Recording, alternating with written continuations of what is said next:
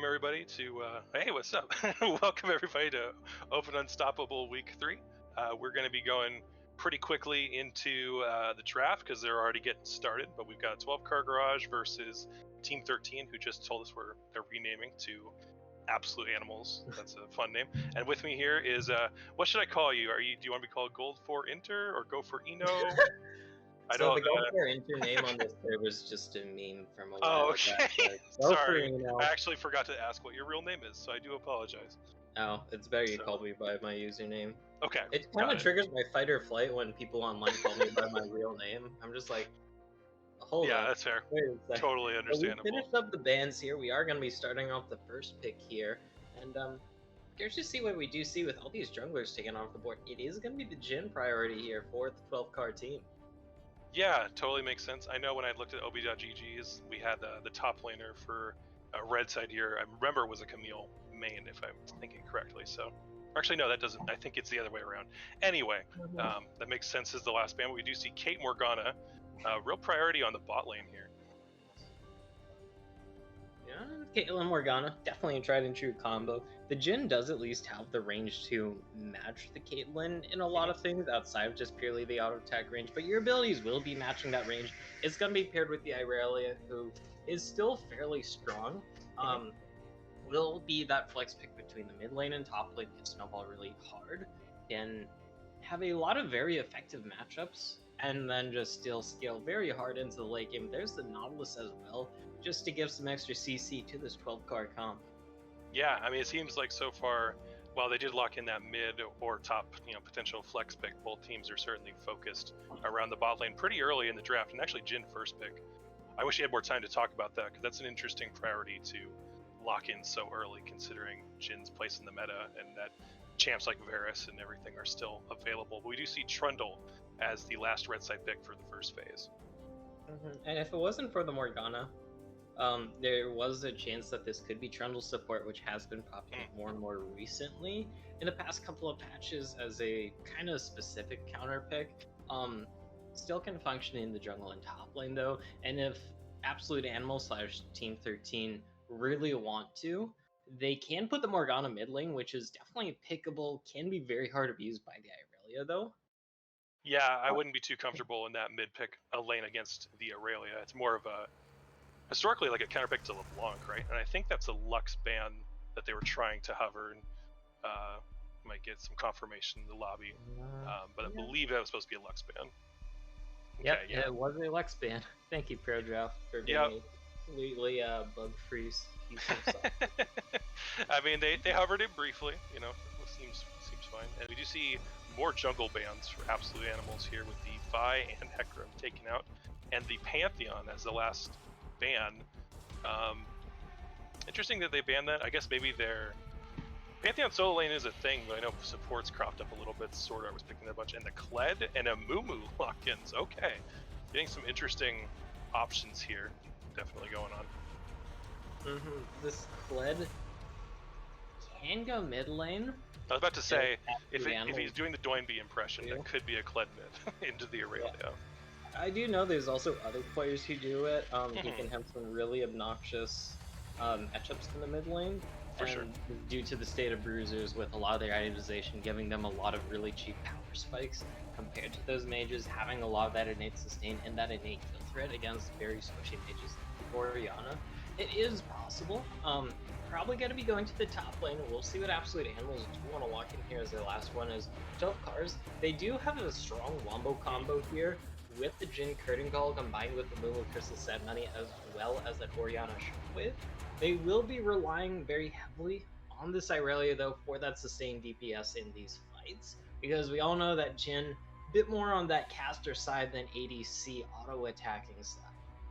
Yeah, for sure. I mean, they're definitely not lacking for overall damage with Aurelia and Orianna, but it is going to be more on the bursty side than, the consistent damage output of something that's a bit more auto attack. Well, Jhin is auto attack focused, but he can only do 4.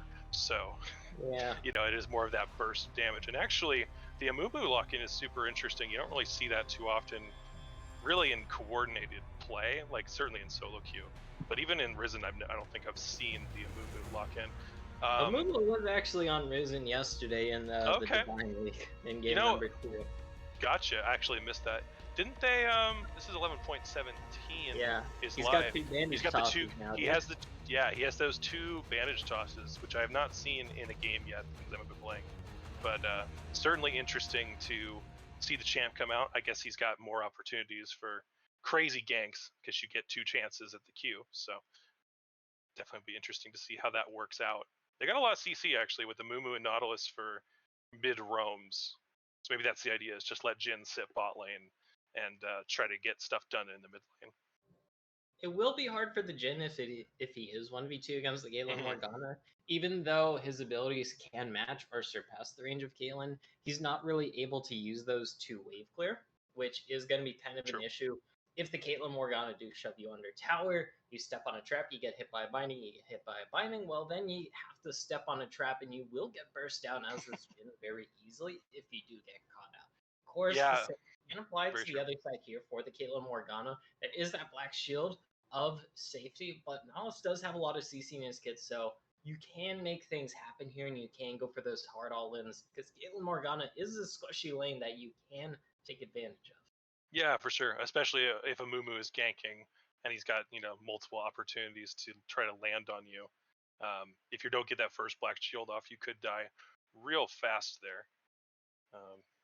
Actually, I wonder if the Jhin is concerned about being in a 1v2 situation at some point, depending on how 12 Guard Garage plays it. I wonder if he might go for the boot start on Jhin. That's a little bit infamous, but it can be really good against champions that have skill shots like the Morgana. So it'd be curious to see if that comes out, if it's just the more standard Doran's Blade start.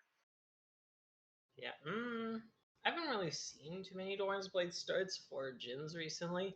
That's He true. just does not synergize really well with Lifesteal, even though it is Omnivamp now. I mean, we've seen more and more ADCs kind of shift away from Doran's Blade since it is kind of a There is little that bit on long the start potato yeah. side, unless you can like really hard scale with it, but you tend to get better sustain with just Longsword and Refill or Longsword pots. Yeah, Either for way, sure. though, it is going to be interesting to see how this Nautilus does want to play the bot lane because you can roam, you can get those really powerful just ganks, especially onto this Victor in the mid lane, and really put this Victor behind, get your Orianna ahead. And it can give you river control to grab dragons, grab heralds, grab scuttles, grab enemy camps, whatever you want here, Takanuva. And if that means the Jhin has to lose some CS under tower for a kill in the mid lane, you will take that every day usually. Yeah, for sure. Another thing that's kind of interesting, and it seems like this has kind of become not irrelevant, but with Trundle, normally you always in the past wanted to select against somebody that has like a good ult target, right? Somebody that you can steal stats from, and it seems like you just kind of can lock him in regardless of that these days. But I do wonder for him if it's going to be more valuable to try to ult the Amumu or maybe the Aurelia in these fights and try to take away a bunch of the stats there. I guess we'll see how that works out, but just trying to think about how these team fights are going to go down later in the game. I think it's probably going to be the Amumu every single fight getting hit by that subjugate. That is something we will have to see later on into the game, and it is that jungle trundle like we did kind of bring up. So it's not like a champion that can really kill a Mumu in his jungle unless you get a good pillar. You will, of course, outduel the Amumu, especially if Sure. you happen to be on that frozen domain. If you hit him with that chomp, Amumu really does not have the juice in the tank early on to really deal with the Trundle onslaught. If he does bring press the attack, we'll have to see how Ramosor does want to pilot this Trundle in the early stages of the game to try and get ahead and put this Amumu, a little bit on the back foot, not hit that level 6 as soon as he might want to get that gank train going off. Yeah, for sure. Amumu is definitely not known for being, a dueling jungler, really at any state of the game, but especially not early. So we'll see if they're really able to abuse that at all. Like you said, probably not able to kill him, but at least maybe push him out of his jungle and maybe get some camp advantages for Trundle. I'm also looking at Trundle's the player name is Ramosor. If we don't see a Rammus with the King Bowser skin at some point during the series, I'm going to be very disappointed. Sometimes the cookie does not crumble your way. Either way, though, we are going to cut to a short delay here on the desk while we get everything set up. Yep. Don't go anywhere because we'll be back in a jiffy here for this game number 1.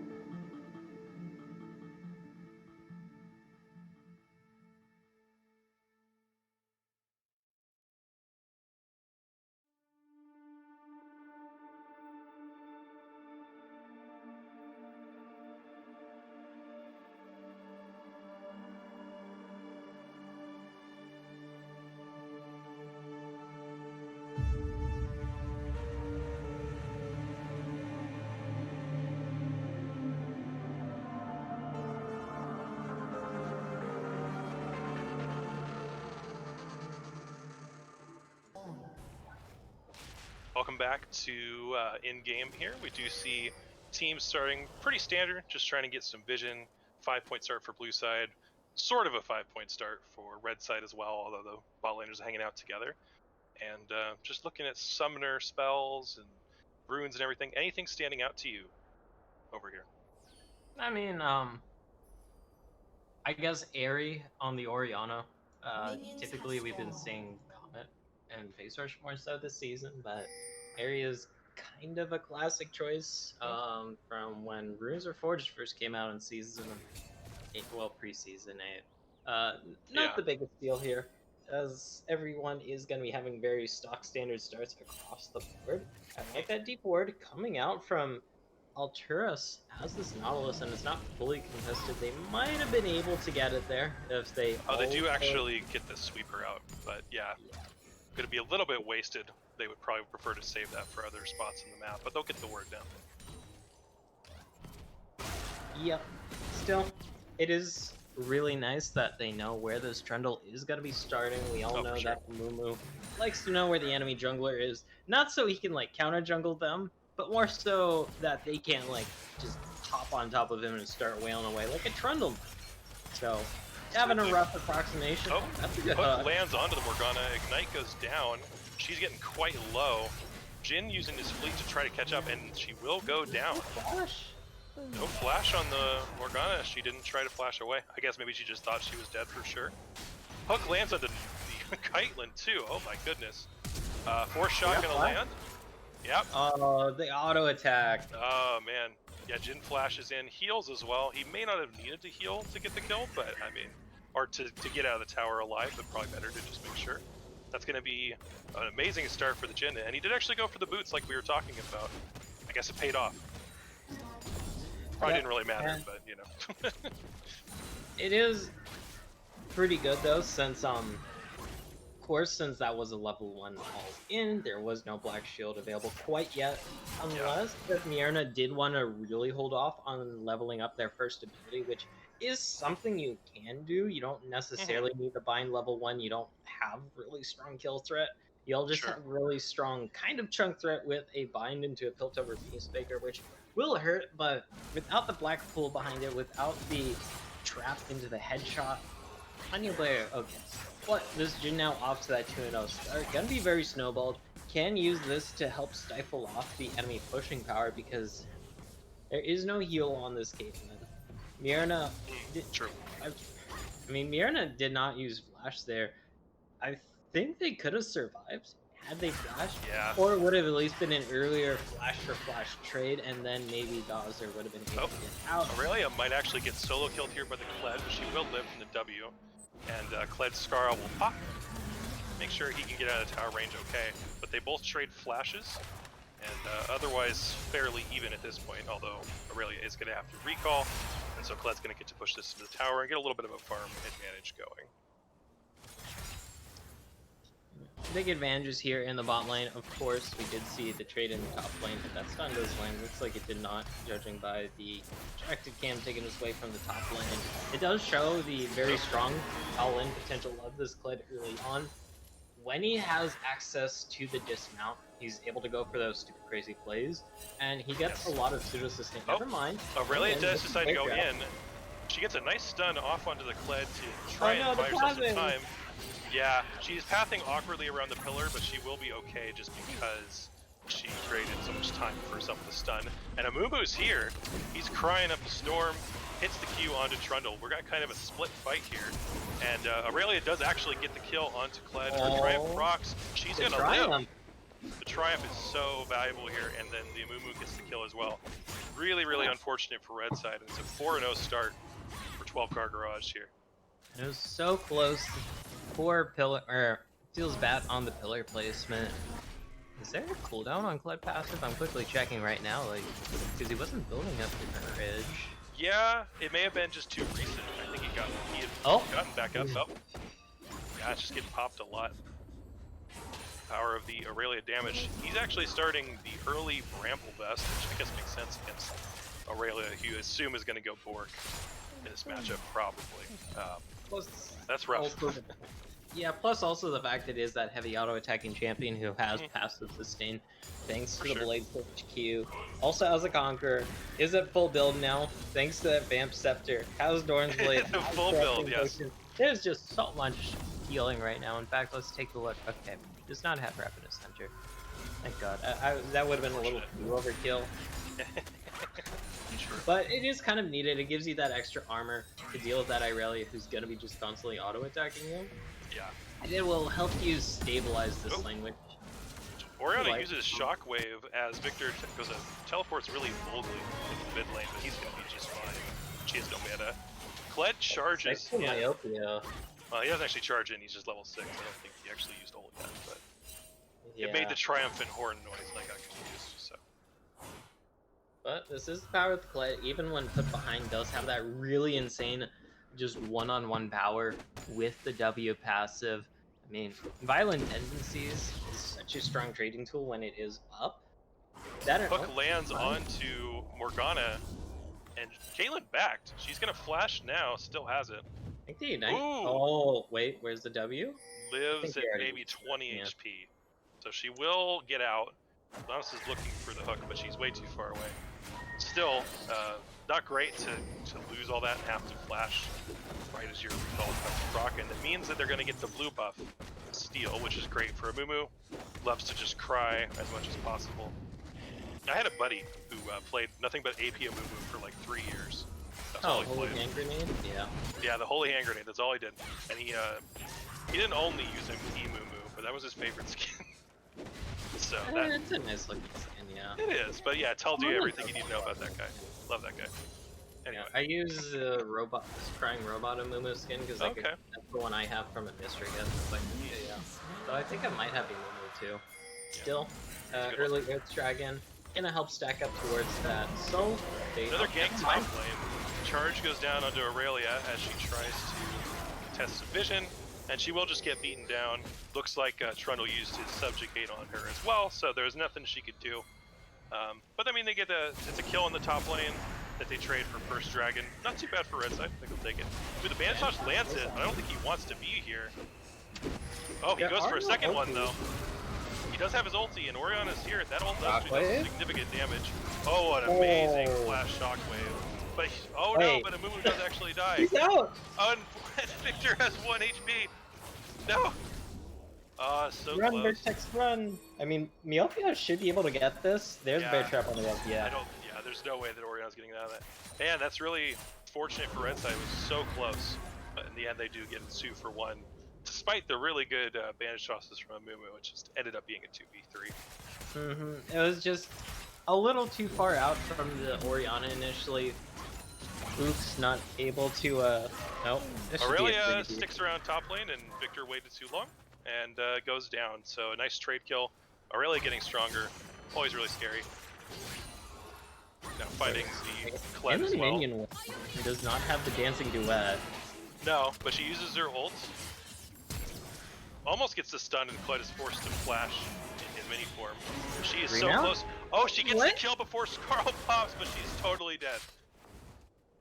Definitely dead because Trundle came up, but hey, nice play by her to get the kill right before Skarl popped, because maybe even another, half second of that, because he was trying to pop. I heard the sound.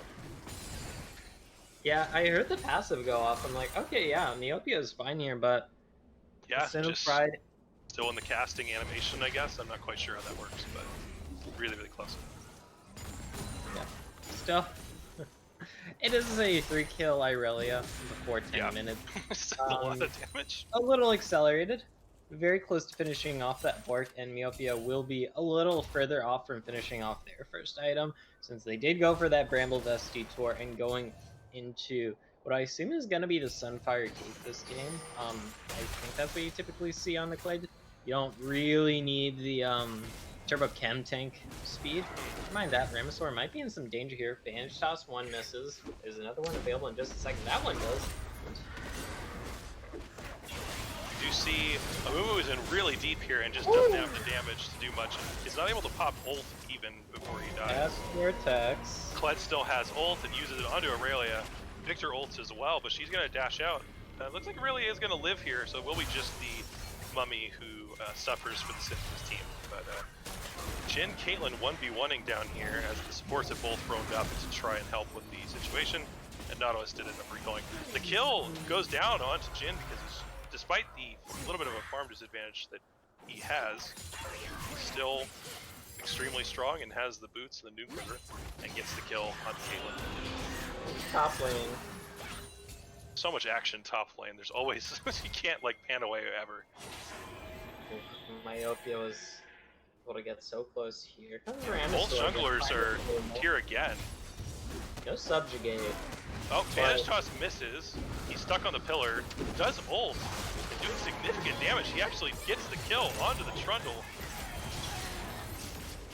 Will end up dying to the Kled. Dismount. Aurelia is able to get the kill onto Kled after dismounting him. One ability. And the shield onto Aurelia. Oh no. Shockwave. Oh my god, Aurelia is so close to dying in all these fights. Just keeps getting more. Yeah, welcome to League of Sustain. Despite the Bramble Vest, just not enough. Gonna need to.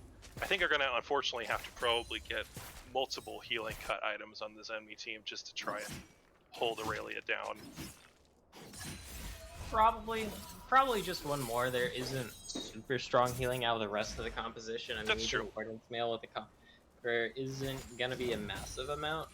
So potentially one other Warden's Mail for Ramsor as this jungler, or maybe Gazer picks up that the Executioner's Calling. It's just a bit of a detour purchase after their mythic. That is an option too. It's just kind of a byproduct of like Irelia having that in-kit sustain, and then like every single 80 bruiser and 80 fighter in League of Legends just having a build that incorporates just so much damn like sustain in it, like because they all basically have sustain in their kits. Then they all rush an item that gives them sustain. Oh, one builds up. Jin almost gets stuck in the Victor W, but Amumu Q's on. Jin's trying to find the Victor with the core shot, and he gets it. Wow, that's actually one of the better executes I've seen a Jin 4th shot in a while, but he is extremely strong in this game, so it makes sense. Especially with the finished Gale Force here. Yeah, he's doing so much damage. Especially against a very squishy Victor. True, yeah. Well, Okay. you guys, another top lane fight. Yep, Kled pops off his mount. Gonna be trying to do the solo dive here. Does actually land the E, quite nice. But I think the Kled actually gets the better of the fight there. See if there's a contest. Black Shield has been popped. This is just gonna go over. Victor did teleport, but it's gonna be for nothing unless this fight ends up going well. They But can go in now. Oh, nice ult onto 3 by the Amumu. Jin is 1v1ing the Trundle effectively, except for the Jin. I guess it's stunned. Morgana ult stuns up Jin, but a very nice shockwave. Yeah, hit 2, hit both Morgana and the Caitlyn, and it's a big win for blue side. 4 dead for only 1, so, and they get the dragon too, so certainly nice. There will be the Ocean Soul going to be coming up. Even more healing for Aurelia because she totally needs it. Yeah. Still, a little bit weird there from Absolute Animals. They didn't really have to go in for that. They didn't really have the cooldowns up. You can see the Subjugate wasn't back up yet. The Chaos Storm was not up as well. Did you really have to go in for that? You could have possibly just given that over and looked towards the next one. Yes, it does kind of suck, but you weren't really in a position to contest that here, Takanuva, so maybe you just let them crap. Yeah, I think it's a little bit of a sunk cost fallacy, right? We talked about the Victor TP went down. It's like, oh, we got to get something, but you end up losing more than you would have. It's the NA mentality. I feel like you see it a lot, and we do see the Aurelia trying to 1v2 once again against the Kled. Kled flashes, but I think she will probably go down here, stuck in the minions. Kled's so low though. She is actually okay. Amumu comes to back up, and they have to turn away. And Aurelia will survive here. Still, actually has flash about to come up. Amumu goes in almost by himself and actually lets Kled remount. That's certainly not ideal. Gets the stun onto Aurelia. Or sorry, the Aurelia stuns up the Trundle. Ults back on cooldown. Man, the Amumu is actually doing doing some work this game. Liking to see all these ults are doing significant damage and catching multiple people. So it's definitely a valuable pick for this team. That is one of the things about the tank Kled. You are so reliant on base damages, and when your abilities are off cooldown or on cooldown, you can't really contribute all that much against the super fed Irelia. Because I know when you go for the tanky Kled route, you do still pick up the Titanic Hydra just because it gives you so much extra damage with all that other health stacking you have up, and it's also a really strong item when it comes to getting the extra just flat AD you really want.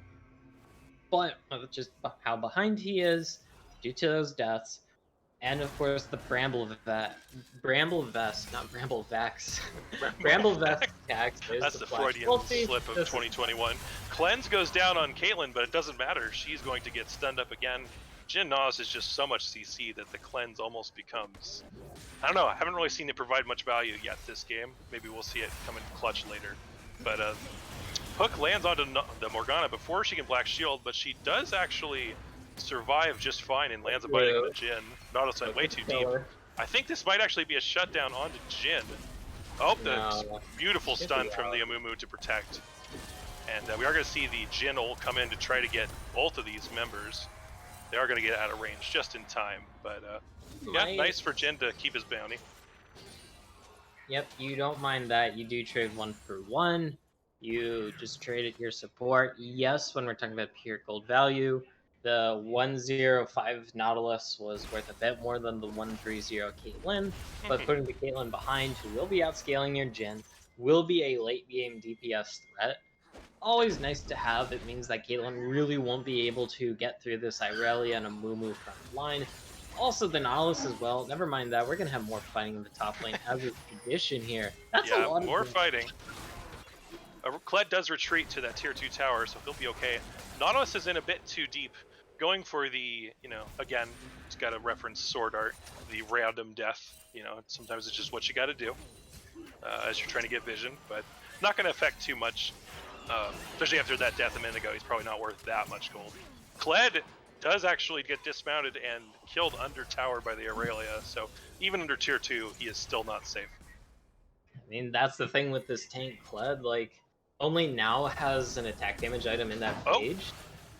Victor flashes away from the shockwave and forces Orianna to flash herself as well. Victor ult will go down, but it's just kind of continuing to zone. We do have Dragon coming up in 7 seconds, and Red Side really wants to prevent the soul point from coming through. But Nautilus is coming back up. They do have the strong point. There is no TP on this Irelia. Myopia will be able to TP in themselves here. And that's true. The Shockwave is down, which is a notable cooldown. Of course, the Curse of the Sad Mummy is going to be available. The Curtain Call should also be available. But Absolute Animals, if you want to contest this, go in now. You don't want to be funneling. Yeah, now you're in choke points again. Kled actually is teleported behind and is charged in from behind. We do see he got some stun damage onto the Amumu, who's actually quite low. The Amumu goes down, but it actually does end up not mattering that much. The Kled does get stunned up by Nautilus, and Morgana will die as well. Oh, that looked so good for a minute there, or at least, decent, but in the end, everybody goes down, and it's just the Amumu that gets taken down. They went in a little too deep for him. And the hesitation just really killing them there. They could have just looked to burn the dragon, go for that 50-50 smite. Because you have the numbers advantage. The Kled was going to get there before the Irelia, but they just back off. Their toes get a little bit cold, or their feet get a little cold there, a little antsy, Takanova, and it's going to put them even further in the hole. This is kind of an insurmountable gold lead at this point with this 9k gold lead. It's the sole point for the enemy team. We have Baron spawning just basically right now, and you're going to be having to deal with that. That is going to be a thing to deal with. Let's see if they're able to get the tier 2 goes down. They're trying to get damage onto Aurelia, but she doesn't really care too much. And everybody is going to back off. Aurelia is going to take some chickens for trouble. She's trying to accelerate this lead even further, and she does have that Gore Drinker now. So just a disgusting amount of sustain. It's going to be really hard to take this Aurelia down without really bursting her. And you're going to have to get multiple CC chains onto her in order to keep her down. It is possible. All it takes is one binding from this For sure. Morgana to land. Then you can chain that into a trap, into the gravity field from this Victor, and you will have enough damage to get through this Irelia. Of course, you do have to worry about the fact, well, there's kind of an Amumu that's going to be jumping on you. You have to worry about the For Jhin sure. and Orianna damage. So in a vacuum, you're like, yes, we can do this. But when it comes to in practice, you're like, there are some other targets we might also want to CC as well. And She's also really fast. She moves really quick with that Q through any kind of minion wave or team fight, so a little bit tricky to land the skill shot compared to some top laners that you might be trying to hit with the Morgana binding. But it is possible. There's hope. There's some copium left for this Absolute Animals team, you know, if I mean. there is hopium, but it has to happen soon, basically. Yeah. They have to be able to get basically one or two big picks and let them sell out the game here. So this Caitlyn and Victor, who are just monstrously behind. Nautilus flashes an ult onto Caitlyn, dies. and she's super dead. She blows Cleanse, but again, it just doesn't do anything. Kled charges in to try and help, but he's not going to be able to help at all. Aurelia actually gets caught on the side lane, though. Nice catch by the red side here. They did, I don't think they had to use any flashes or anything for that. The only thing that went down was the Ignite for Morgana to make sure that he went down. So, yeah, good secure onto the Aurelia, who's worth a lot more gold than the Caitlyn is. So, I give advantage there to Absolute Animals just for heads-up play to catch the really, really valuable Aurelia on the side lane. It is a 1-for-1. You get the more valuable one in that trade, so it is a favorable trade for Absolute Animals. They are going to need much more picks like that, though, or like just sneaking objectives here in order to really come back into this game. It is the first step, though, if they're able to just like stifle the enemy momentum. If you're able to sneak a dragon, stop that soul. Because when you're this far behind and going up against the Ocean Soul, it feels that much worse because you already have such a hard time with how behind your carries usually are, finishing off enemy team members. But when they also have that extra healing from the Ocean Dragons, from the Ocean Soul, then it becomes nigh impossible. And even with grievous wounds, it can just be such a hassle when you're a 2-6 Caitlyn, when you're 1-5 Victor, you're both sitting on 1.5 items when the enemy team has 2.5 items across the board. That's a bit of a yikers. Yeah, it's pretty rough. And we do see the fight here. Shockwave does land on the red side, but Victor's actually trading pretty well with the Orianna despite the item disadvantage. The Sheen coming in handy for some extra damage. So despite his farm disadvantage and the kill disadvantage, he's actually able to do a lot and force the Orianna back off. So nice job by him landing his skill shots. One other thing I'm just noticing is Jhin rushed the Lord Dom's second, I guess, to try to pierce through the Trundle and the Kled. So maybe not as much raw damage, but he's not really worried about Caitlyn or Victor at this point. He's more worried about the Trundle running him down. So certainly will have some value there. You could also reason the Collector if you want this game, since you are that far ahead. The Dirk is a cheaper power spike compared to the last Whisper against the Caitlyn, Victor, and Morgana. But never mind that. We should have a fight here brewing soon. Bandage toss misses, and Amumu's about half HP. Bit of pride. Nice Victor W holding off the Nautilus. Jhin R is going down and does a lot of damage to the Morgana, but he's actually caught in the back line as Kled must have teleported behind. Amumu goes down. This fight's getting pretty chaotic. Trundle's the first to die, but in the end, red side is going to be going down, most likely here. Kled is trying desperately to kill the Amumu. Hook lands onto the Victor. Oh man, it was so chaotic, but in the end, the gold doesn't lie, and they are going to probably easily secure the Dragon Soul here because there's nobody left to contest. And they can... I'm surprised they aren't looking for the Baron here. Of course, they are in the area, so pick up the Dragon Soul, but they wanted to, they could just turbo power through this Dragon and then just rush the Baron. It's not like the enemy team, without their ultimates, when they're this far behind, they can't really contest you. You can reason the other way, of course, as well. You probably have a bunch of gold in your pocket. You got the free soul. You got the free tower in the bot lane. Sure, it's a safe way to go. Just bludgeon them to death with the gold differential here, and you'll still find an easy way to victory, more or less. Yeah, I mean, that's kind of what that last fight showed, was like, There's so many abilities going back and forth. Everybody had everything up.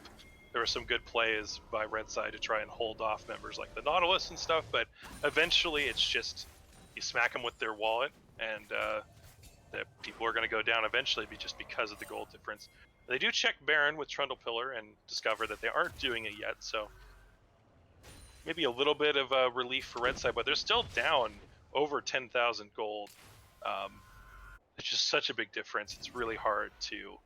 It's hard to outplay stuff like that, I think, with the champions that you have on Red Side, because they're pretty straightforward, right? You know, you're just trying to land your CCs, and especially for Trundle with his Subjugate, it's all about, you know, how much does it actually take people down. But when you're so much weaker than they are, you know, how much difference can it actually make?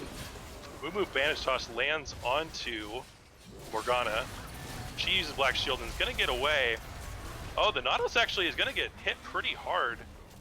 I assume it can't just be a 1 for 0 though, because Aurelia teleports. Oriana teleported too, but I don't know if they're actually going to get much for this. They can try to force because they are low, but oh, Aurelia ults, flashes to get closer, but Kled ults as well. Shockwave hits too, and yeah, Victor and Trundle will go down. Yeah, I thought maybe they were going to be able to back off, but then they try to recommit and turn, and in the end it is going to be the ace for blue team. Only losing the poor Ocean Boy, Nautilus.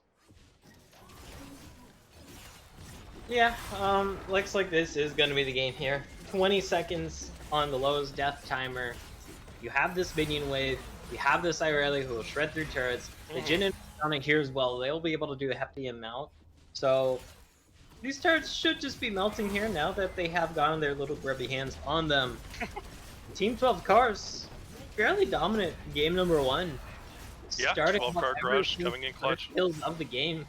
Gonna be ending it here in 27.5 minutes, Takanuva, and I guess to make a Bionicle reference, they are gonna have to pull a Borakul and roll to the next game. I love how like I'm the only person probably in this entire like chat and stream who knows what that is, but I do appreciate I do appreciate the deep reference there. Go for Eno, and yeah, a bit of a rough game for Absolute Animals here. The wallets of 12-car Garage coming handy, which, you know, if you have a 12-car Garage, you probably have a pretty hefty wallet, so it makes sense that they want to win with just sheer gold advantage. Yeah, I mean, that's usually how teams win, the 3 gold advantage they've accrued. Either way, though, dominant game number 1 here for the first game of the series in week number 3.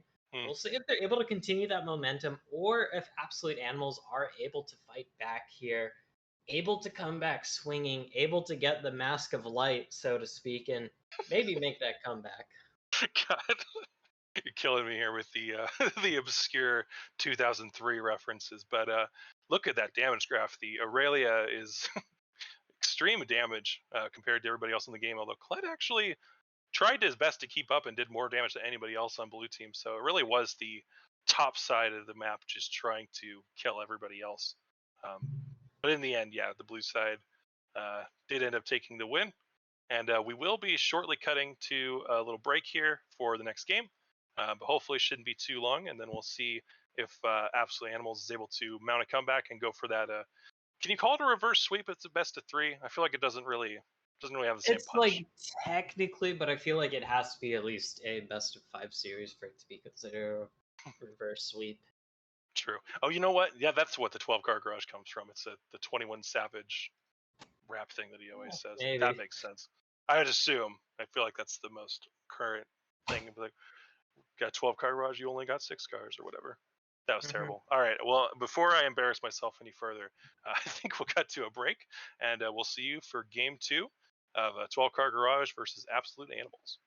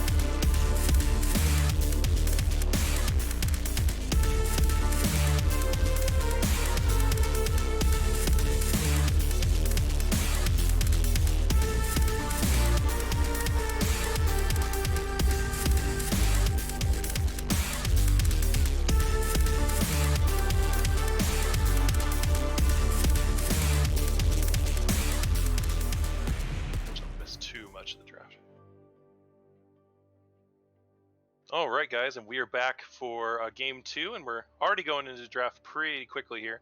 And we do see Camille is actually not banned this time by 12 Cars in the Garage, so it's going to get first locked, and the response will be the Jax. So now we're actually seeing some heavy top lane priority. Maybe they realize that after this game. Okay. Oh yeah, sorry, they already started. Yeah. So we're just like, oh crap, let's go. I'm filling my OJ, and I heard, "Welcome back to game 2, guys." I'm like, sorry. Oh, let's hope this OJ pours faster. Either way, though, pour faster.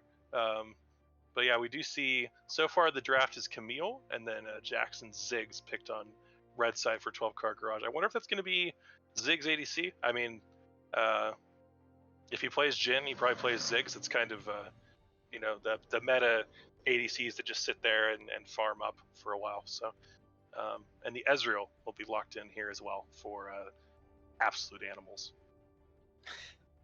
It will be that Ezreal, the Camille.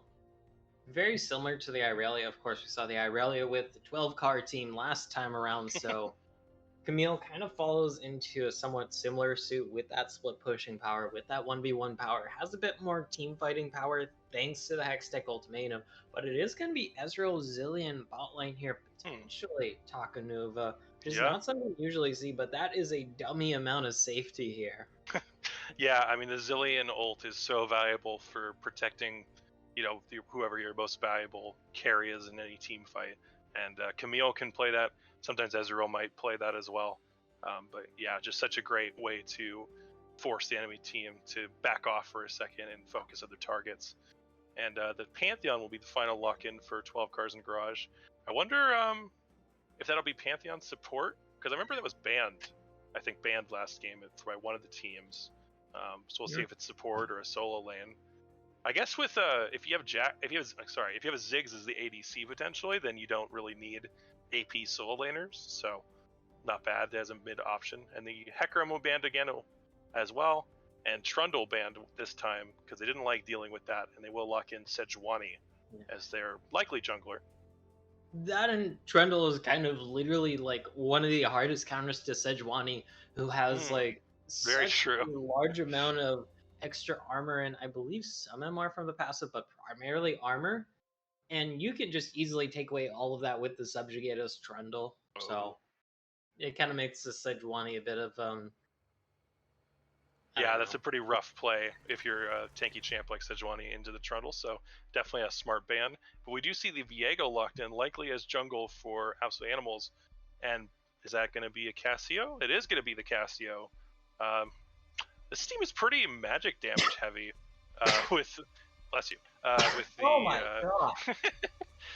Ezreal and Cassio. We are going to end the Zilean. It's a lot of magic damage, but they will be rounded out with the Viego. Team fighting against this team is going to be a nightmare. It will be. You do have ways to get on top of this backline, though. For sure. With the Jax, with the Pantheon, the Ziggs, able to have backline access with the Mega Inferno Bomb without directly getting into the backline. You have Orianna, who, kind of similar to Ziggs, can have that backline access, but does need someone else to carry it in. Hey, you have a Pantheon, you have a Sejuani to be the ball delivery system here, so to speak. And with these lock-ins, it does look like it is going to be that Pantheon support. Interestingly enough, which is not something I really expected, because Pantheon support, I can see it, just not with the Ziggs, because you really want that kill pressure early if you have that Pantheon support, and Ziggs kind of wants to wait a little bit before he has kill pressure. Once he has that Mega Inferno Bomb, then he does have that, but that's level 6. Does also kind of want a first back in there as well, if he's able to get the Lost Chapter, get the tier and some components of that Lost Chapter. He just wants a little juice in the tank, as well as that ultimate available, and Pantheon kind of wants to go straight away from level 1. So I'm curious to see how it does pan out here.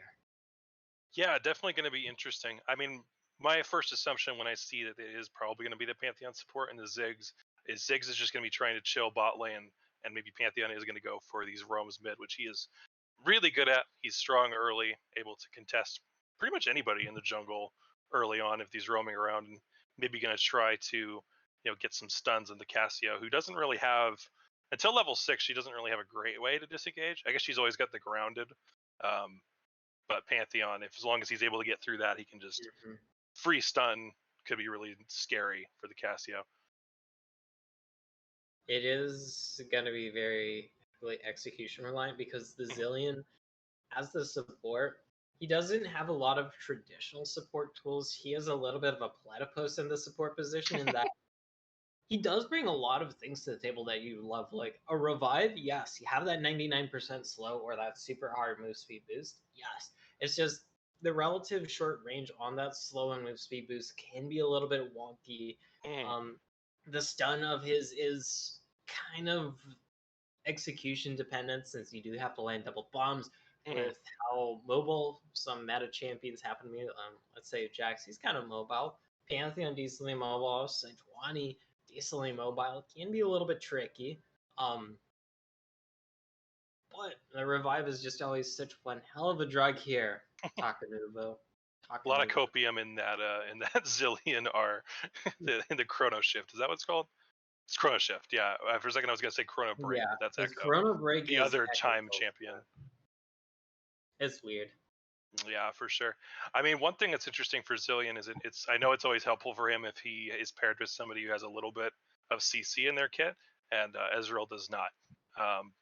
But still, I mean, Ziggs doesn't have any dashes, so maybe he's hoping to just land double bombs onto Ziggs and keep him back, or maybe even just zone him far enough away that he's going to have a harder time CSing. But I don't know. I feel like Ziggs is going to be just fine against this lane because he can poke and stay back pretty safely. And Pantheon might be either trying to keep Ezreal and Zillion off the wave or just roam permanently, do the core JJ strat of just 0% bot proximity. But we'll see what happens. Because the thing with Ziggs is that, or sorry, I should say with Ezreal, is that while the Mystic Shot is able to match the poke of Ziggs a lot of the time with that the bouncing bomb, you are in no way able to match the wave clear of Ziggs, who out wave clears you level 1 and out wave clears you level 18 with 6 items 15 minutes into the game. So Gazer is going to be just having trouble being shoved under that turret constantly. It feels like it does mean that this Pantheon here for Alturia can't just look to play the roaming game because Ziggs will be fairly safe in this lane. It's going to be very noticeable if Myrna does start boosting their speed to walk on up to try and double bomb. You'll very easily be able to satchel charge your way on out of that one, Takanuva. So maybe we see a bit more of a roam metagame here for this Pantheon support. Yeah, for sure. It is a little bit telegraphed when he starts running at you. Well, he's not really running. He kind of floats at you a little bit faster than normal. So yeah, he'll probably be pretty safe. I guess one other thing we could talk about real quick before we cut to a short break, or maybe there's not time for it, but I'm excited to see the Camille Jax matchup. We saw how bloody the last top matchup was last game. I think there's going to be a lot of early fighting, probably a lot of detention from the jungle as well. So we'll have to see if this is another top-dominated game. Could potentially be. Both of these top players are very snowbally, but that's something we'll have to see once we get into the game here. Takanuva, as we are going to take a bit of a short break here, but we'll be back in a jiffy.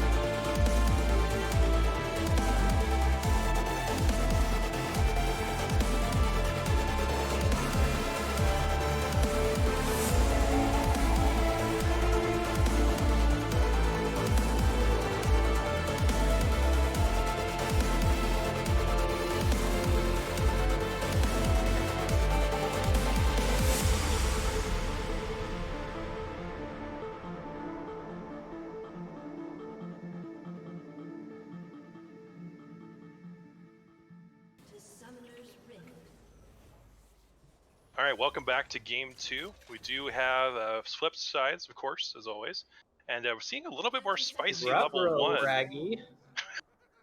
You do see the 12-card garage is going for the level 1. They find the Zillion.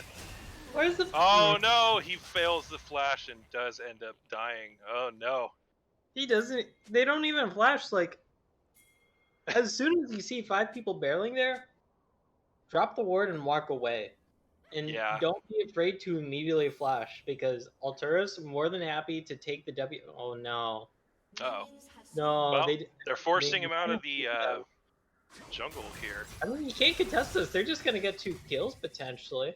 Guardian should be able to get him out, but Ramsor, they're just gonna be having to play on the back foot here.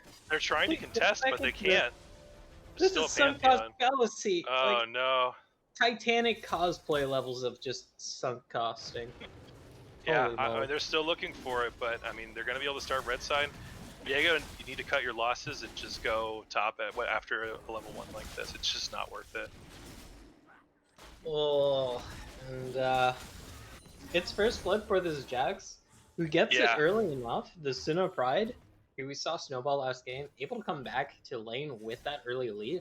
That longsword is going to be noticeable because Jax, who does, of course, auto attack a lot, all their abilities do scale off with attack damage. For sure. You're going to be feeling that. He's already going for the level 1, gets the stun off with the E, but not going to be too much of a health difference yet, but it's going to stack up. And although Camille is certainly not bad in the level 1 normally, considering it item disadvantage, it's going to be rough. It is like, hold that thought. It is something Jax can do, like really kind of obnoxiously level 1. Oh, look for the stun. There's no arcane shift. Pantheon gets level 2, gets the stun onto the Ezreal, and now that's both members of the bot lane who have died. That's really rough, and Ziggs does get the kill as well, so he's going to be also accelerated. Normally it's a little bit of a chore to get that first Lost Chapter item compared to, the standard first item ADCs get, the Doom Quiver, or sometimes the Dirk even, just because it's so cheap, but he's going to get it pretty fast here, and Ezreal only has 4 farms, so it's definitely going to be a noticeable difference. He is going to get back in time to not quite get the cannon. He at least got the experience for it. He's not going to miss the whole wave, but still really, really rough as a starting point here. And that is a really big thing here against Ezreal.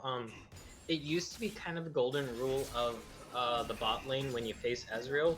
If you force him to have to back before you can buy tier, it is just so astronomically detrimental to that Ezreal for the tempo and how he scales, since he was very time dependent with the scaling due to how stacking up your mana used to work back then. Of course it is different now. You can start with that tier. Starting Doran's Blade is still fine. It is a bit of a personal preference sort of thing. And that's a good stun here. Myopia. Triple gank onto the mid lane. And yeah, Cassio's just going to die. No point in blowing the flash. She was surrounded on all sides. But we will see that kind of that old saying come back here once again, because the 4-farm Ezreal who did start that Doran's Blade, it's kind of not enough for the tier.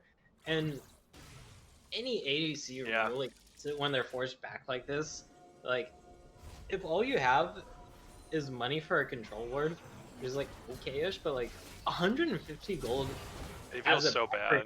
Carry as your first back is just so awkward. You can buy literally nothing with it. Especially if you started with the refillable, then you're just kind of forced to go, okay, I'm gonna grab a control ward here, and then just come back to lane on a super hard detriment, because with that Raichu is able to get the free back, able to pick up the components towards that Lost Chapter. I'm just surprised we didn't see the Tear of the Goddess picked up, since I know Ziggs players typically grab that. That's true, yeah. And the Lost Chapter item, but just a Lost Chapter item, certainly fine. Camille actually winning these trades pretty hard, is actually up a level, and Jax is trying to trade.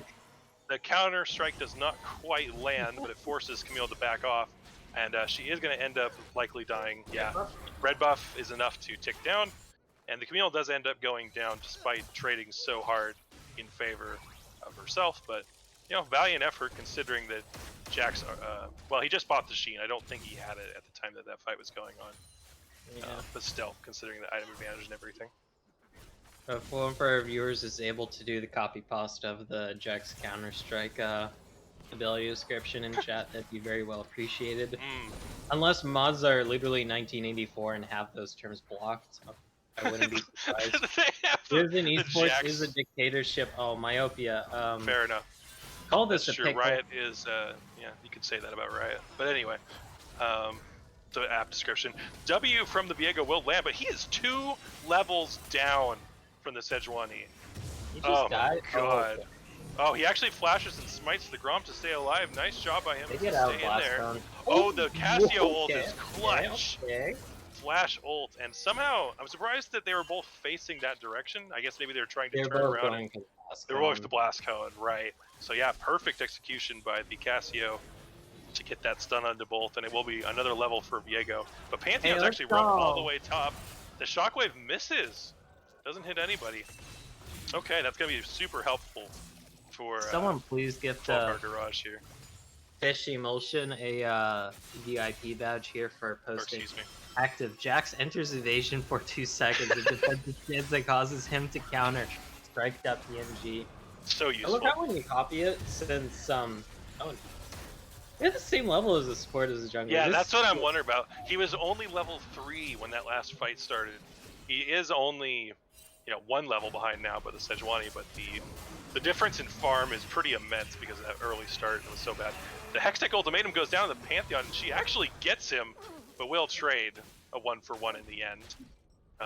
Well, at least it's a 1-for-1. I think at this point, anything for blue side, for Absolute Animals here that's a trade that's fairly even is pretty acceptable, frankly. Kind of, yeah. It is the support Pantheon. Yes, you do want to put the Pantheon behind here. But Altera's more than happy to do that. Has support assist for that acceleration. And it's a 1-for-1 with his Jax for Sin for... Oh, okay. Sejuani lands the R onto Casio. She doesn't have any way to get away. Yeah, that's the problem with the immobile mid laner there. She doesn't really have any way to get away from Sejuani or Pantheon, but she will probably be able to... Well, she doesn't have teleport, but she's going to be able to get back to lane and not lose too much with the wave state. In the meantime, they are going to go secure the dragon on the side of 12-guard garage here. Or wait, no, sorry. Absolute Animals is on the red side, I believe, unless I'm getting mixed up. Is they able to do anything with that? Okay, they're actually able to seal it with the True Shot Barrage. That is also very non-committal. Yeah. It's not like he had to use ulti, then flash, then smite, and then have someone get you back over the wall. No, you just use the True Shot Barrage, which for sure isn't a very high cooldown, all things considered. You land the Mystic Shots, it comes back up. And that's a nice little pickup here for the side of Absolute Animals. Gives you that little extra bit of juice when you have all this damage across the board. I mean, even Mirma, as the Zillion, will be building some AP and it will be noticed. Not so much in the damage, but the health you do receive from that Chrono Shift ultimate does go up with AP, and it has a very juicy AP ratio, if I'm not mistaken, just due to the fact that Zillion as a champion only literally has 2 scaling abilities when it comes to building AP. So, yeah. Yep. Still a noticeable back foot, though, for the side of Absolute Animals, but they'll feel a little bit better with this Infernal Dragon in their pockets. Yeah, getting that first dragon, considering how rough his early game has been for the Viego, is kind of a godsend, honestly. Just gives them more time for him to try and catch up. He's still 2 levels down, but finally has his R. Is this how you counter Viego? You just try to kill him at level 1? Well, not kill him at level 1, but force him out of his jungle and just get way ahead. Okay, maybe but any jungler you do that to level 1? True. Like, I guess that could be said about anyone in the game, but that's the only way to counter Viego, guys. I mean, it's kind of like just League of Legends 101. Like, if you absolutely destroy them level 1 and just set them massively far back before minions even spawn, just kill them. What way to counter them? Yeah, just bully them, guys. It's fine. Yeah. And we do see Viego is trying to go for a gank in the top lane. He shouldn't be visible just because he is on a control ward, but he's gonna end up.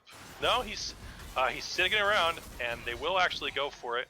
Gonna try to kill Jax. The stance of Camille's countering. so low though. He pressed Counter it. strike goes down.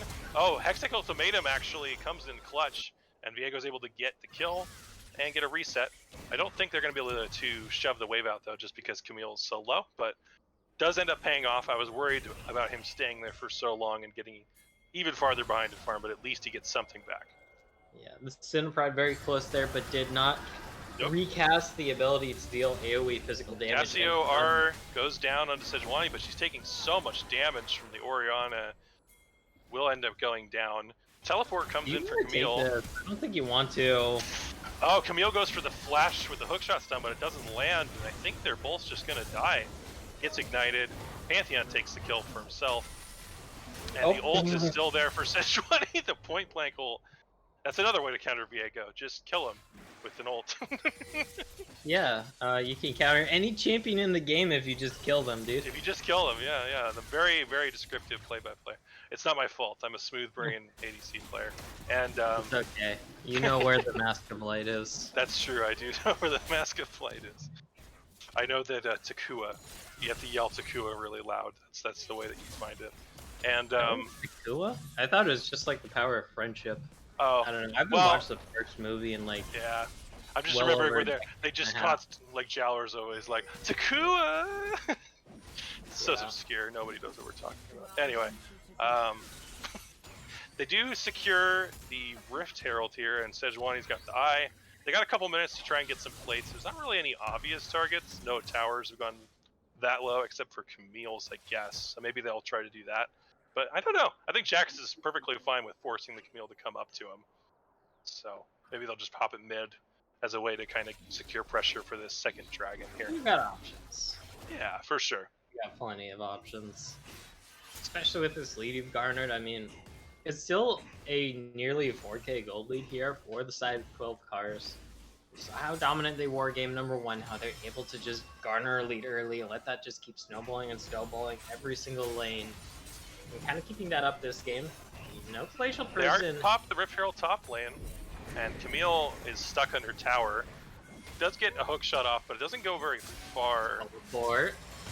She gets her shield off to stay a little bit more safe. Cassio actually teleports to help support, and will be able to help peel off, but it's going to get a second charge off, I think. Yeah, and it's also first tower here picked up while plates are still available.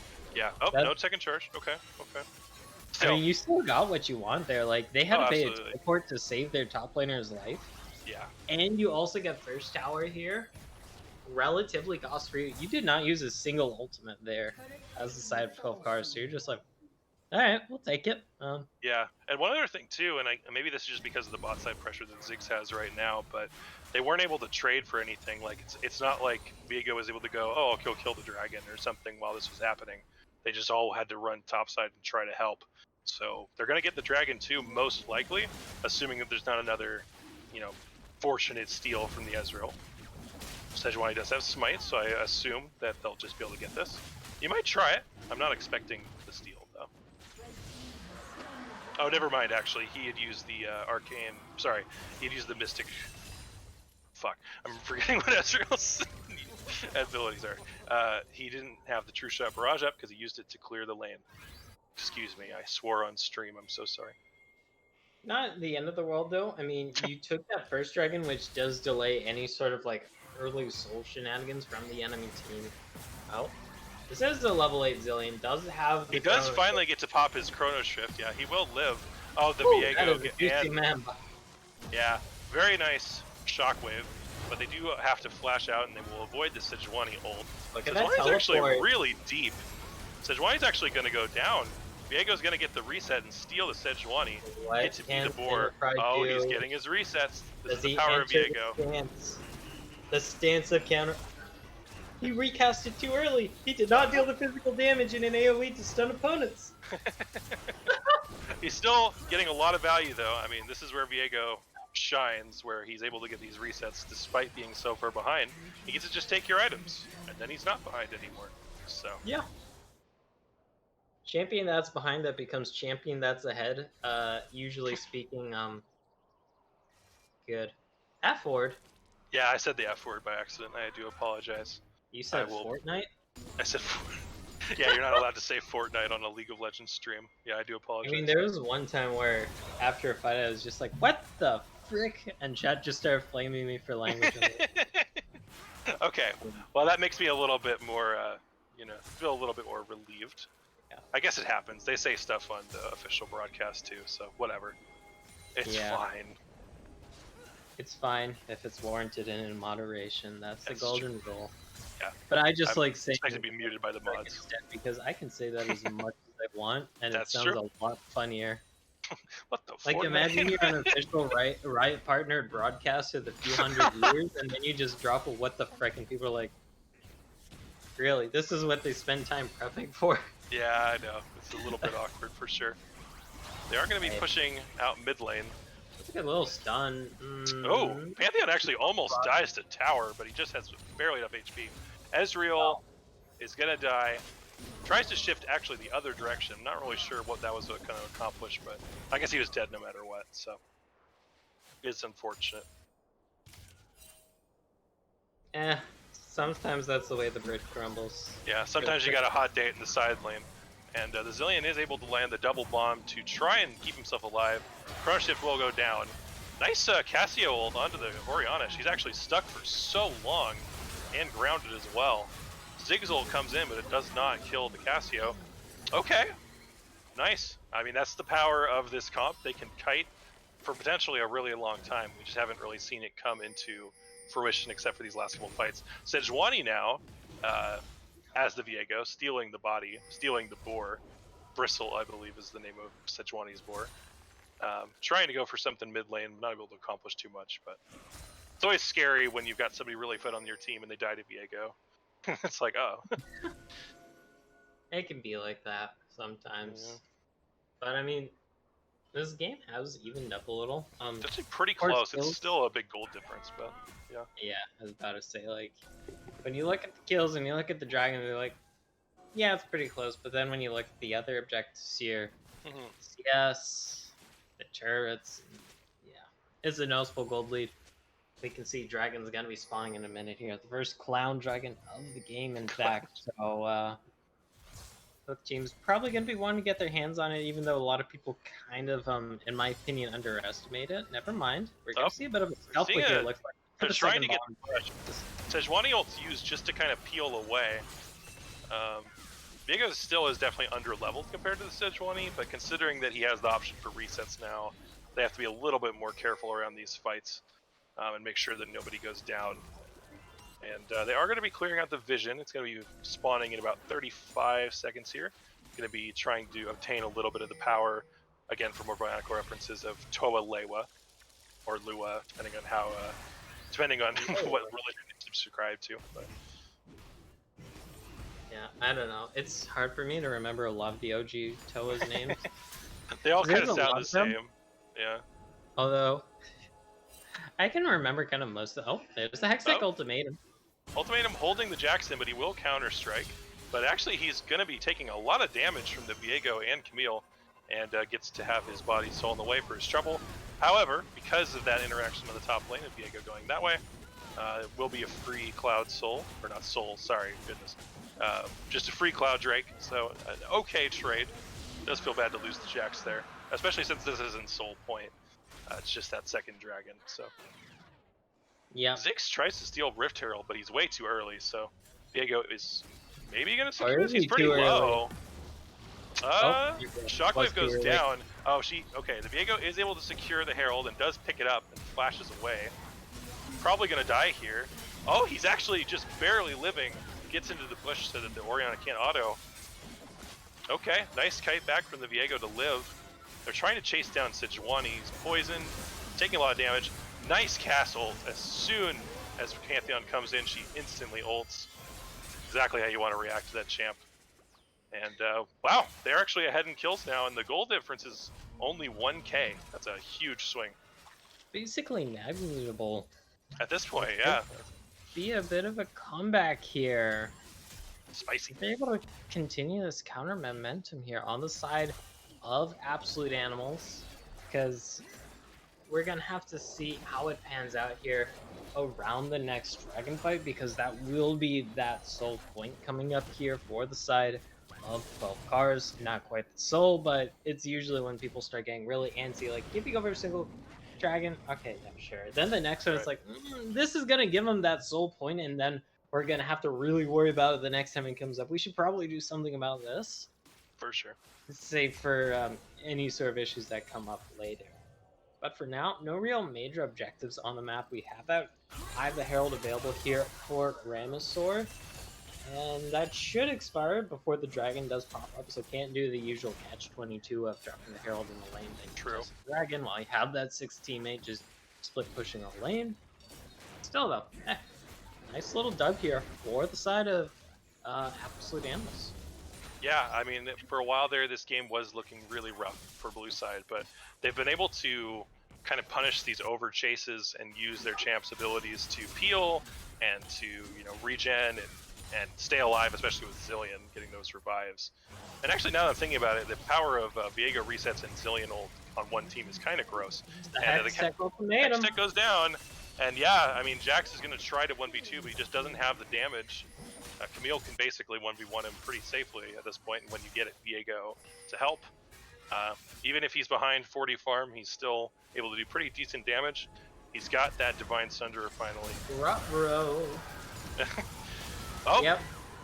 We do see Cassio die in the side lane here. Looks like she got caught out by multiple members, so it will be a 1-for-1. But we will see the Rift Herald summoned on top side, and nobody's even close. I don't know how much this is going to be able to actually do, but it will probably, I mean, they'll at least get this one tower. Buzzer's going for this. It's actually still going to be a bit before they can kill that top tower. And they are trading for the tier 2 on bot side. Viego's here, lands one bomb onto Sejuani, but she's only got the one, not going to take too much. She donates some of the bomb damage to her team. That doesn't reduce the damage for everybody else. That still hurts you just as much, but oh well.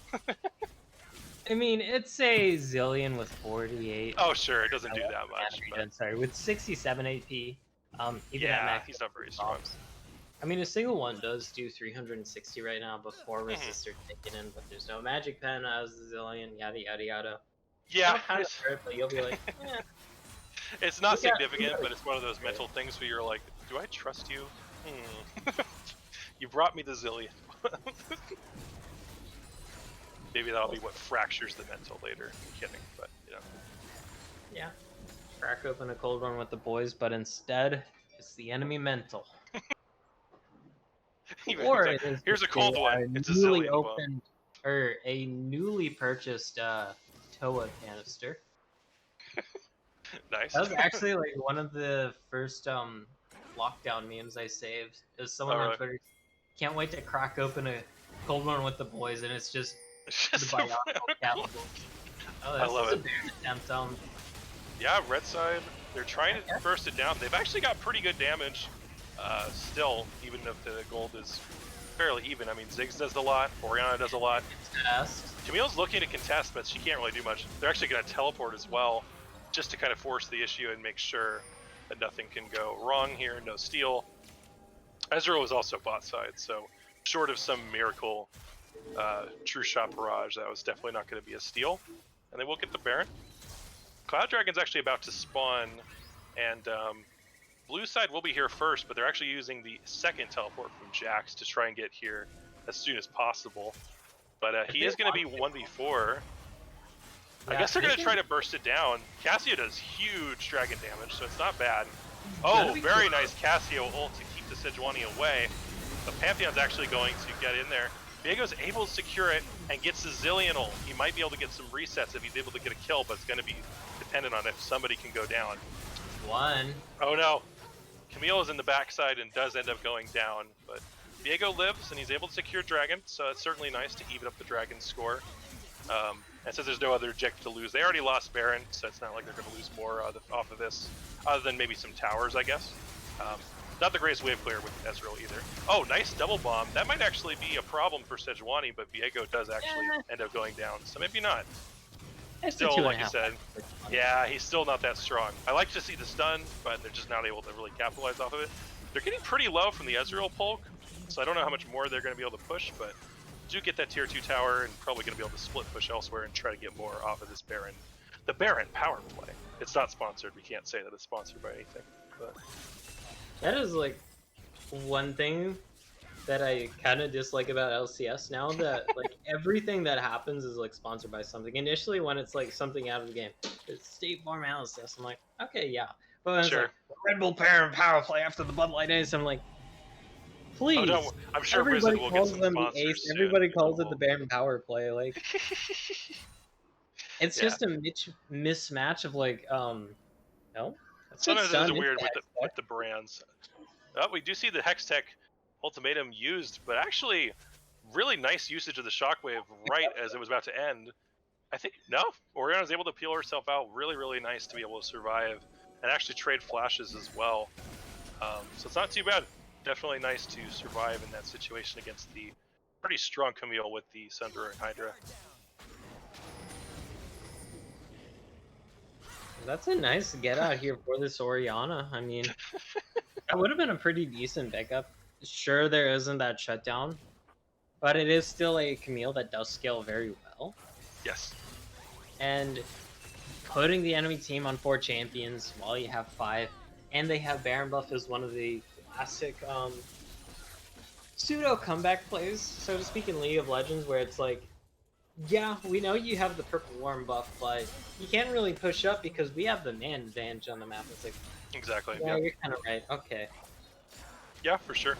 I do see that somebody subscribed in the chat and saying that they are sponsoring this Baron. So, yeah, the next Baron I'll call it the Just 2 Tactical Power Baron Okay, yeah, Power play. Just 2 Tactical. I mean, the Baron. The Baron buff did actually just expire. Yeah, well, there'll be another one.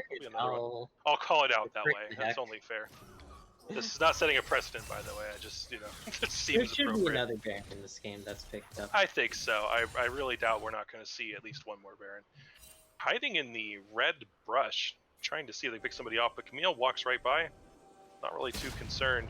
Although, actually, now she needs to be concerned because she's surrounded by multiple members. The Hawkshot does come through despite the Shockwave, so that was nice timing.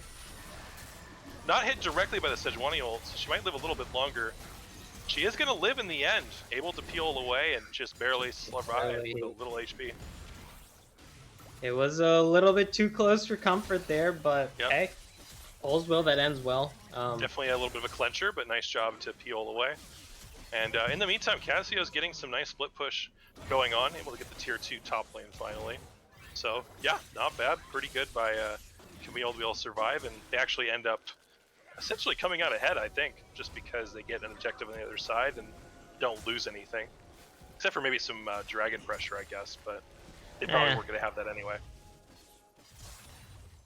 Probably not. Ziggs overstays a little bit and is going to get trapped with the Camille, and he is not a champion that's great at dealing with that. They try to give the kill to Ezreal, and he will end up getting it for a 900 gold shutdown. Definitely helpful, and he's been having trouble making that damage stick, so getting that extra gold to complete his third item will definitely be helpful, as the Cloud Dragon, the third Cloud Dragon of the game, is spawning in about 40 seconds here. And that is also a kill going over to this Ezreal who hadn't got a kill yet. Will help get this Ezreal further back into the game, allow him to really start chunking that stuff. Diego's going in really deep here by himself. He is going to ult over the wall and survive, and we do see double teleports from the blue side to support him. Both Camille and Cassio coming in. And definitely going to be a big fight over this dragon. Everybody wants soul point. Baron's spawning shortly too, so whoever wins out this fight will probably get the, as we've just dubbed it, the Just 2 Tactical Baron power play. Yep.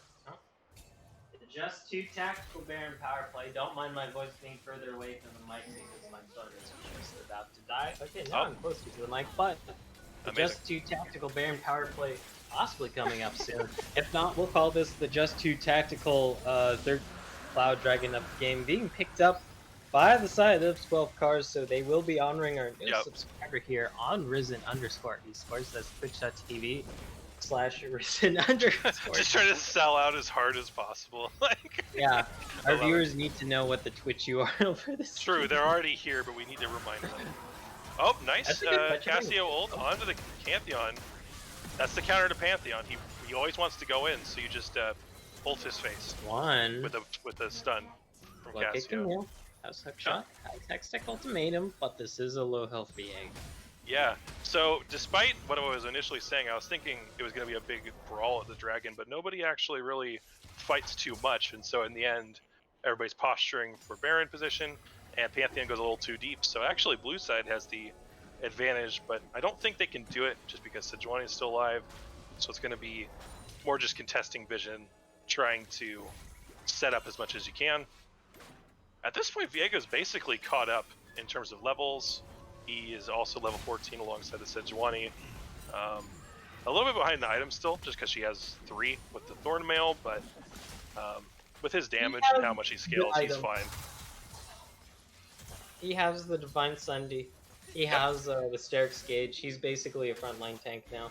Pretty much. Oh, the hook shot does not connect onto the wall. This might be a dead Camille. Oh yeah, she is definitely dead. The Zigzal goes down to force her one way. Pantheon flanks from the other side. Oh, but Orianna is way, way too far up. Actually might live though, because enemy team is able to follow up. And Viego's going to resurrect in the middle of the team, but it doesn't matter because he just doesn't have the HP to try and stay alive. Cassio ults up again, and they melt the Pantheon. Orianna dies to Baron. Oh no! It's the just too tactical Baron power execute. The power execute, yeah. Both these teams want the just too tactical Baron power play. They want That's it so why bad. they're so hard over it. Yeah, it's an extra special one. I think what happened there is they tried to start the Baron. Ziggs put some bombs down onto it, and Orianna got caught with a random attack from the Baron, and just got popped a little bit. She was really low, so maybe if that hadn't happened, they could have left or could have finished the Baron. But yeah. In Fox's credit, I would have wanted to be part of the first ever just too tactical Baron power play in Risen Esports, so Yeah, it's fair worth. enough. Totally. Oh my It's god. not worth it. Yeah. Yeah, it does feel bad, but you know, it seems like a little bit of a miscommunication. Maybe it's just standing a little too close to the Baron when you're not expecting your team to start it quite yet. It happens, but still advantage for red side, I think, at least in terms of the soul point. But it's still really close. I mean, even though there is a gold advantage for red side, it's so late at this point that it doesn't matter as much if you're 4K behind when it's 32 minutes into the game. Keep in mind, the last game ended 6 minutes before this. Oh, that's true. Much later. Yep. Oh, the Ezreal is able to win the 1v1 against the Ziggs, but okay. He went a little close to Pantheon, but does dodge the spear. And the blue side's actually going to start the Baron. They have a lot of Baron damage. Once Cassio gets here, they're going to melt. 5 versus 4. They've got the numbers advantage, but Zillion and Ezreal are both pretty low, so they might be sort of peeling off. Oh, nice job by the Camille to try and peel them away. Look at this Jack's flank. He's entering counter strike. The steal. Oh no, and the Sejuani is able to steal. They get the just too tactical. And Cassio's by herself in the pit against Jax. Won't be winning that. Pantheon ult goes down, trying to stun up the Viego, but he actually gets popped real fast. He's very squishy at this point. So a little bit of a victory there to get the Pantheon, but the loss of the Baron is definitely rough. A nice job by red side here to get back into the pit and secure the Baron. Because they do still have the gold lead here. We have the Soul coming up in less than 50 seconds. Oh yeah, they're going to definitely try to secure it. With their respawn timer is going to be synced up with it.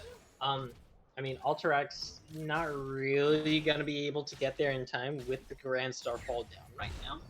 But as Ziggs team with Baron buff, even though the Ziggs themselves does not have the Baron buff here in Raichu, this is going to be very, very extremely potent.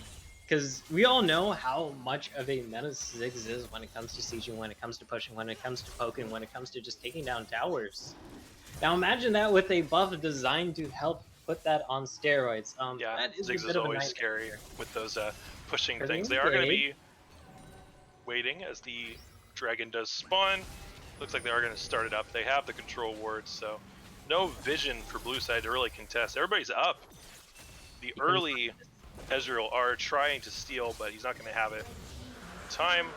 And Sejuani is able to secure the Cloud Soul. Certainly not game over, but definitely a powerful soul. Helps with the rotations, helps with the pushing multiple lanes at Baron, so definitely going to be quite And handy. you have a Zig Sejuani, by the way. Yeah, you do. Sejuani goes The in, just doesn't land a tactical Baron stun. power play. Oh, Cassio flashes, but everybody was facing the other way.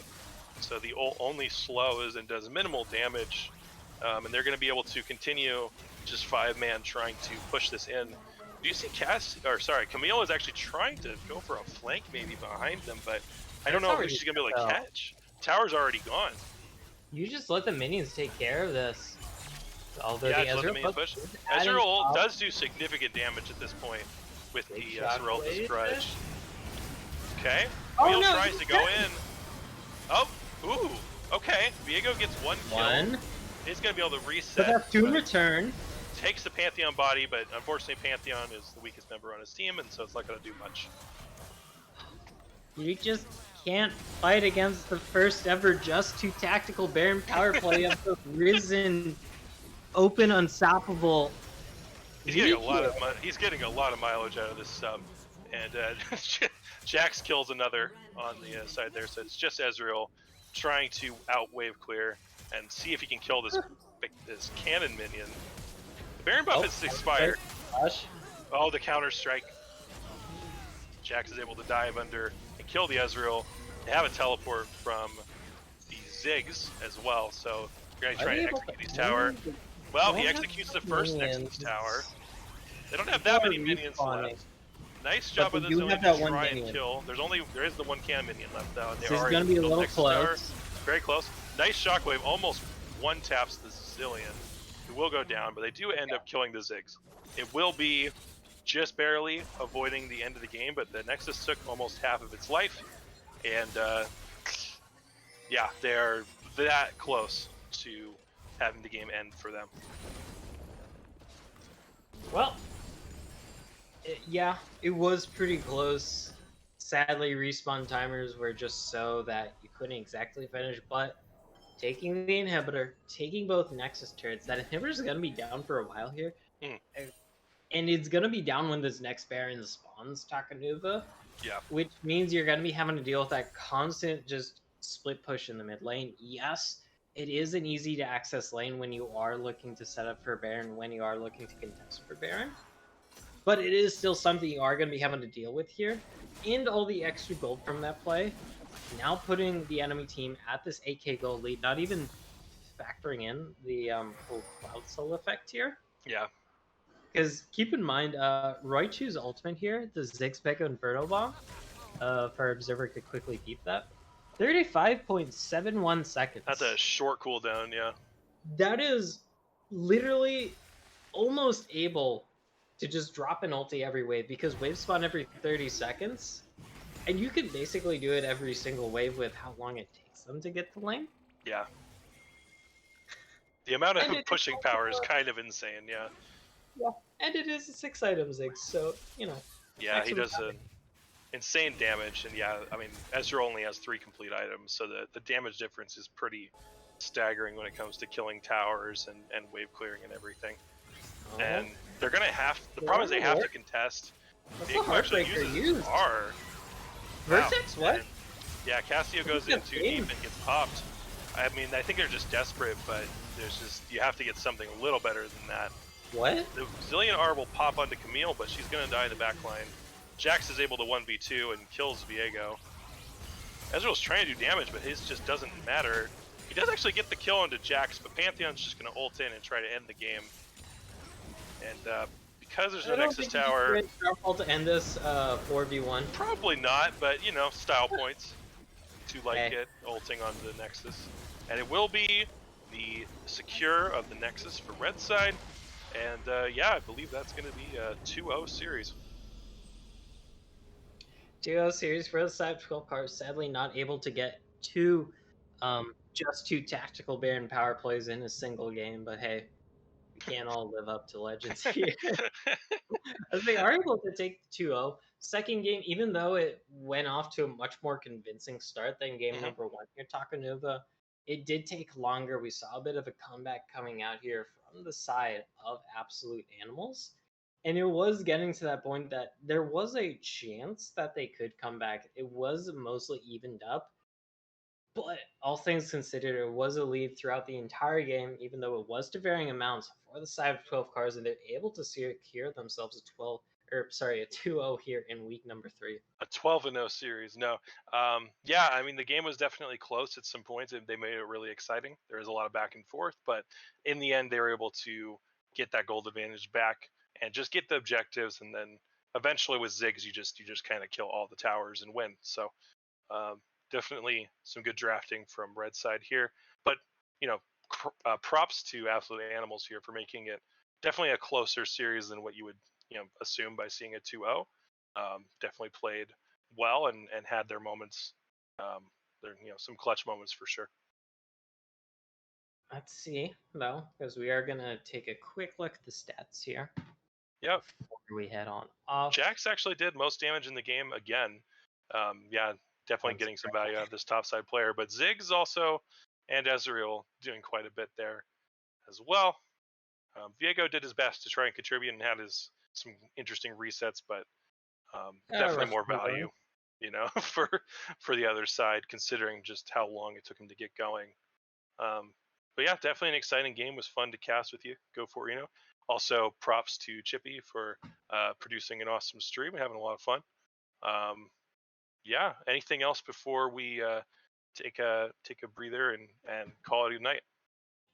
Thanks to all our viewers, especially Just Too Tactical for being the sponsor for all future Risen For Open all and future, Unstoppable I don't know about that. during power plays. It's okay. Man. We'll ping the mods. Sure, and sure. We'll let it's them know. Yeah, interesting enough to let it's them know official about now. it. I mean, they paid their dues. That's true. They are It was a paying more in sub. sponsorship than anyone else when it comes to sponsoring That is during true. power plays. So Fair enough. I think they deserve it. Amazing. All right. Well, thanks again to everybody for watching and tuning into the stream. It was definitely fun. Best of luck to 12 Guard Garage and Absolute Animals throughout the rest of the season. And yeah, stay tuned. I believe we have more games coming up this weekend. So definitely check in and watch those as well.